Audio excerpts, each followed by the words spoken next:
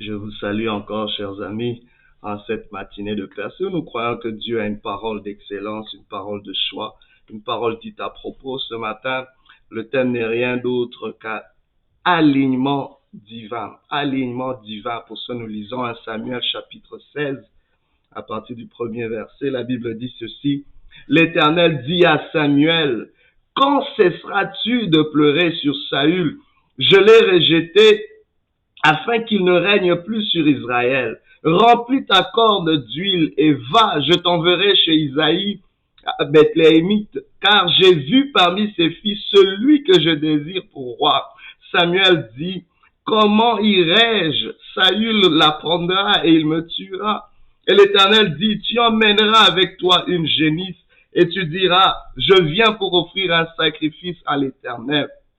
Tu inviteras Isaïe au sacrifice. Je te ferai connaître ce que tu dois faire et tu oindras pour moi celui que je te dirai. Alignement divin. Je ne sais pas si tu te sens bloqué, si tu te sens limité quelque part, mais le Seigneur est en train de te dire, tu as besoin d'un alignement divin. Un alignement divin s'impose quand il n'y a pas de croissance, quand on est bloqué dans un état qui était peut-être glorieux autrefois, quelque chose qui avait peut-être fonctionné autrefois, une relation, une situation, mais qui ne semble plus rien donner. Je ne sais pas, peut-être que vous faites le deuil de quelque chose qui était, mais qui n'est plus, de quelque chose qui vous a donné tellement de joie, de plaisir, mais aujourd'hui qui vous donne du trouble, aujourd'hui qui vous fait pleurer. Le Seigneur vous dit, vous avez besoin d'un aliment divin. C'est peut-être dans votre santé, dans vos relations, dans vos finances, peu importe. Le Seigneur te dit alignement divin. Et j'aimerais vous dire, un alignement, c'est simplement le bon positionnement de quelque chose. Il y a quelque chose qui est désaligné. Vous savez, parfois notre corps, les médecins vous diront parfois, on peut avoir un malaise simplement parce qu'il y a quelque chose qui n'est pas aligné. Il y a un dysfonctionnement ou peut-être un organe, un tissu, une circulation quelque part. Un membre du corps n'est pas à sa place. Ça va créer tout un état d'éboulement, tout un état de malaise dans le corps. Je ne sais pas si tu sens un malaise, mais aujourd'hui le Seigneur te donne comme remède alignement divin. Recherche cet alignement. Tu veux peut-être chercher la santé, mais recherche l'alignement, tu auras la santé. Tu veux peut-être avoir plus de croissance, de développement. Le Seigneur te dit alignement divin. En ce texte, on voit Samuel qui est dans le deuil, Samuel qui regrette cet homme qu'il avait oint comme roi pour Israël, Samuel ce faiseur de roi, Samuel ce prophète qui recevait la parole de Dieu avec précision, Samuel, cet homme qui se sent comme s'il avait manqué son tir. Il a dit, comment pourrais-je, comment se sentir? Il sentait sa vie comme étant un échec. Samuel était déjà avancé en âge. Je dis, mais waouh, cette fois-ci, c'est comme si j'ai manqué. Comment est-ce que j'ai pu établir sur ce peuple quelqu'un qui amène tellement de désastres? Je ne sais pas, peut-être vous êtes confronté à une mauvaise décision que vous avez faite autrefois, mais le Seigneur vous dit alignement divin. Samuel le prenait personnellement. Samuel était en pleurs. Samuel regrettait, il intercédait, il priait. Le Seigneur lui dit, arrête de pleurer. Arrête de pleurer pour Saül car je l'ai rejeté. Oh, parfois, il y a un désalignement qui se passe mentalement, émotionnellement. Dieu ne peut rien faire. Retenez ceci. Dieu attend après nous. Dieu attend après notre alignement pour déverser son meilleur, pour déverser sa bénédiction. Il n'y aura pas de fruits si l'arbre n'est pas aligné avec ses racines. Il n'y aura pas de fruits si un arbre n'est pas aligné avec sa saison. Tu as besoin d'un alignement divin. Parfois cet alignement c'est dans ton mental. Parfois cet alignement c'est dans tes émotions. Oh, tu es dans un état émotif qui ne permet pas à Dieu de faire quelque chose d'autre. Peut-être tu es trop en train de pleurer sur quelque chose, t'inquiéter sur quelque chose. Sors de là. Dieu te dit aligne-toi à ce qu'il est en train de faire maintenant. Dieu n'a pas cessé. Oh my God, il a encore quelque chose pour toi. Ne pense pas que ce qu'il a fait est tout ce que Dieu peut faire. Dieu peut faire encore quelque chose de nouveau. Ne pense pas que Dieu est à court d'idées. Ne pense pas que Dieu est à court de solutions. Samuel pensait que waouh, parce qu'il a manqué cela, le peuple est foutu. Dieu dit, j'ai trouvé, alléluia, quelqu'un d'autre selon mon cœur. pour régner sur Israël. Il dit, prends justement la corne d'huile et va. Oh my God. Un alignement, c'est un changement de position. Il dit, positionne-toi vers Bethléem. Va vers Isaïe le Bethléemite. Va dans cette maison-là. Dieu ne lui donne pas des choses clairement, mais il lui donne une orientation qui va l'aligner, le réaligner. Parfois, on a besoin d'être au bon moment, au bon endroit pour faire la bonne chose. Et j'aimerais vous dire, beaucoup d'entre nous, nous sommes combattus à ce niveau-là. Le diable te combattra, t'empêchera d'être bien aligné. Aussi, il peut pas bousiller ta vie. Il va tout faire pour que tu sois jamais au bon endroit, jamais avec les bonnes personnes, jamais au bon moment. Oh, prie que cela soit renversé, que tout esprit qui combat ton alignement divin soit renversé dans le nom de Jésus. Oh, que ce soit émotionnellement, que ce soit mentalement, que ce soit physiquement. Oh, que ton alignement, au nom de Jésus, soit établi maintenant. Car il y a quelque chose que Dieu est sur le point de déverser et il attend après cet alignement. Ainsi, Samuel prend la décision d'aller à Bethléem, mais il a encore une autre objection parce que un alignement divin nous coûte cher aussi. Parce qu'il se dit, si je vais à Bethléem, Saül, bien que tu l'aies rejeté, est encore en position, est encore sur le trône. Il me tuera certainement. Waouh! Il panique. Mais je sais pas, est-ce que quelqu'un est sur le point? Est-ce que quelqu'un est capable de vaincre cette peur qui t'empêche à t'aligner? L'alignement divin ne sera pas toujours facile. L'alignement divin va demander qu'on puisse vaincre nos peurs, qu'on puisse vaincre nos doutes, qu'on puisse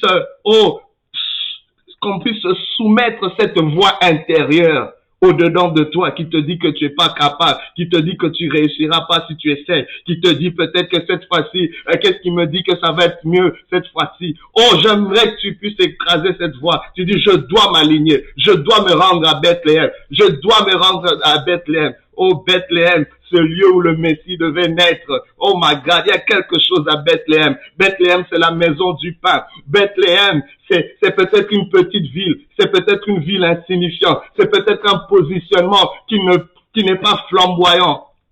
Mais qui est le lieu où Dieu va faire rayonner sa gloire. Vous savez, la gloire de Dieu s'accomplit dans nos faiblesses. Dieu va trouver gloire dans des petites choses. Si on peut être obéissant dans des petites choses, Dieu peut nous faire confiance pour des plus grandes. C'est très important d'être fidèle dans des petites choses. L'alignement, c'est peut-être cette fidélité par rapport à Dieu. L'alignement, c'est cette fidélité que Samuel devait avoir par rapport au principe de Dieu, par rapport non seulement à la personne de Dieu, mais aux façons de faire de Dieu.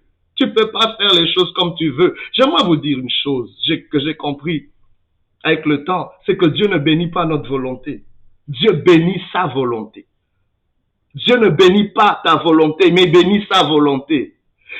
Écoutez, ne soyons pas fâchés contre Dieu quand il ne bénit pas ce qu'on veut. Il bénit sa volonté. De la même façon quand vous allez dans un restaurant et qu'un serveur vous amène un plat que vous n'avez pas commandé, vous n'êtes pas obligé de payer. Les gens le font dans le restaurant. Ils disent non, c'est pas ce que j'ai demandé. Et le serveur ne va pas discuter, il va ramener cela. Et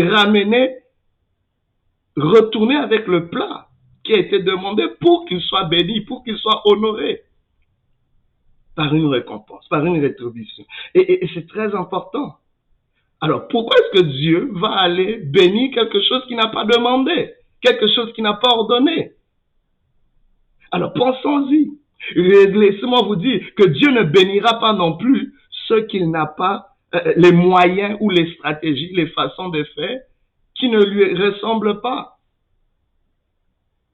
Très important. Donc, Samuel devait faire les choses exactement comme Dieu l'avait demandé. Mais ici, ce qui est troublant, c'est que Dieu ne lui donne pas plus de détails pour s'aligner. Dieu lui dit, va seulement dans cette maison-là et moi je te dirai quoi faire. Waouh!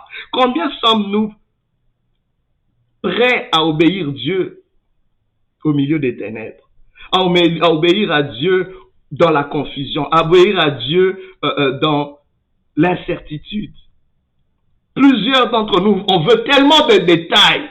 Dieu dit non, je veux voir si tu vas me faire confiance. J'aimerais vous dire, Dieu aime tout le monde, mais il ne fait pas confiance à tout le monde.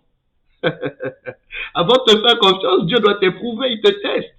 Et c'est dans des petites choses comme ça. Si tu peux pas me faire confiance dans des petites choses, comment est-ce que je peux faire affaire avec toi pour des grandes choses? Non, Dieu n'est pas dupe.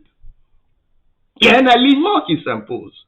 Peux-tu t'aligner avec moi dans des petites choses? Peux-tu t'aligner avec moi sur Bethléem pour que je te donne toute la nation d'Israël? David, vous savez, et ce qui est bizarre, c'est que quand il va dans la maison de David, en fait, Dieu donne d'abord à Samuel une stratégie. Il dit non, n'aie pas peur, parce que j'ai une stratégie pour contourner ce qui t'effraie. Il dit tu vas aller, tu vas prendre comme prétexte que je vais offrir un sacrifice. Et parce que tu es un prêtre, et personne ne va voir cela comme un problème. C'est vrai, c'était une grande personnalité. Chaque déplacement de Samuel était quelque chose qui devait être majeur. Il dit non, je dois offrir un sacrifice, c'est dans ta maison que je dois le faire. Et tout le monde était comme, ok. Dieu donne une stratégie pour vaincre tes peurs. Dieu donne une stratégie pour t'aligner. Mais quand il va là-bas, il dit non, je te montrerai qui tu dois oindre. Il ne lui donne pas de précision. Mais Samuel est encore figé dans les anciennes façons de faire. Pour lui, le roi doit être quelqu'un de grand comme Saül. Mais Dieu rejette tous les 7 premiers fils d'Ésaïe, les grands frères de David. Et c'est là que Samuel dit non, cette huile ne peut pas couler. Dieu ne déverse pas sa bénédiction tant aussi longtemps qu'il n'y a pas cet alignement divin. Mais le seul prérequis, j'aimerais vous le dire, que Dieu demandait pour le prochain roi, c'est qu'il soit aligné par rapport à son cœur. Waouh! Qu'il soit même pas talentueux, qu'il soit même pas le plus capable, mais qu'il soit le plus aligné à son cœur, aligné au désir de Dieu. Oh, je sais pas aujourd'hui si tu peux t'aligner au cœur de Dieu. Dieu cherche un homme selon son cœur. Il cherche pas un homme qui est capable, mais un homme qui soit, oh my God, Dieu peut qualifier qui il veut, tant aussi longtemps qu'on est aligné par rapport à son cœur. Dieu peut faire des grandes choses dans ta vie, tant aussi longtemps que tu es aligné par rapport à son cœur. Tu veux voir ton mariage réussir, mais aligne-toi au cœur de Dieu. Tu as trop essayé de te combattre, de comprendre, de changer cet homme. Aligne-toi au cœur de Dieu et laisse Dieu changer cet homme. Aligne-toi au cœur de Dieu et laisse Dieu changer tes enfants. Aligne-toi au cœur de Dieu et laisse Dieu changer tes circonstances. Aligne-toi au cœur de Dieu et laisse Dieu faire croître ton business. Aligne-toi au cœur de Dieu et laisse Dieu faire croître ce ministère. Je crois au Dieu de l'alignement. Alléluia. Il y a eu un alignement à la croix de Golgotha. Alléluia. Le Fils de Dieu devait donner sa vie en rançon pour toi et moi. C'est cet alignement qui a permis le salut de l'humanité. Tu ne peux pas manquer cette opportunité. Aujourd'hui, si tu entends sa voix, n'endurcis pas ton cœur. Dis oui au Seigneur. Dis Seigneur, oui. J'ai essayé trop longtemps de marcher selon moi, mais aujourd'hui, je vais m'aligner par rapport à toi. Peut-être cet alignement, c'est être en harmonie avec tes frères et sœurs. La bénédiction de Dieu ne descendra pas dans une maison divisée. Il est beau, il est doux et agréable pour des frères de demeurer ensemble. Peut-être c'est de pardonner. La Bible déclare, rechercher la sanctification et la paix sans laquelle nul ne verra Dieu. Peut-être ça prend. Beaucoup cherchent la sanctification, mais très peu cherchent la paix. Trop de monde sont corrects ou à l'aise de ne pas être en paix avec les gens. C'est aberrant. C'est un manque d'alignement. Dieu regarde ces choses. Peux-tu t'aligner peut-être par rapport à un leadership? Parce que la bénédiction de Dieu, il l'a fait tomber sous la tête d'Aaron. Sur le leader. Peux-tu t'aligner au leadership qui est devant toi? Peux-tu t'aligner à ce qui a autrui pour que Dieu te donne ce qui est à toi? Samuel était porteur d'une onction qui n'était pas pour lui. Il la portait pour David afin que Dieu le bénisse. La question, j'aimerais vous laisser avec cela. Qu'est-ce que Dieu attend que tu fasses ou que tu te déplaces pour être aligné divinement? Pense-y. Que Dieu nous bénisse. Alignement divin.